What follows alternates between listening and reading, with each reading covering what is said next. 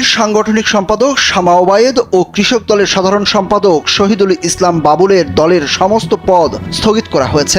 তাদের বিরুদ্ধে দলীয় শৃঙ্খলা ভঙ্গের অভিযোগ আনা হয়েছে। সম্প্রতি বিএনপির কেন্দ্রীয় সাংগঠনিক সম্পাদক শামা ওবায়েদের দলীয় পদ স্থগিত করা হয়। দলে বিশৃঙ্খলা ও সংঘাত সৃষ্টির অভিযোগে চিঠি দিয়ে তার পদ স্থগিত করে বিএনপি।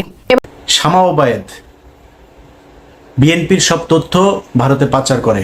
শামা ওবায়েদের সাথে এখনো শেখ হাসিনার কথা হয়। বিএনপিকে বলে রাখলাম, আপনারাও সাবধান থাকবেন।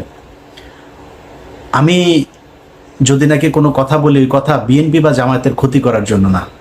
জামায়াত ইসলাম যেটা করেছে, বিবৃতি দিয়েছে, কোনো সমস্যা নেই। আমি আমার কথা বলেছি। বিএনপির সাংগঠনিক সম্পাদক শামা ওবায়েদ ও কৃষক দলের সাধারণ সম্পাদক শহীদুল ইসলাম বাবুলের দলের সমস্ত পদ স্থগিত করা হয়েছে। তাদের বিরুদ্ধে দলীয় শৃঙ্খলা ভঙ্গের অভিযোগ আনা হয়েছে।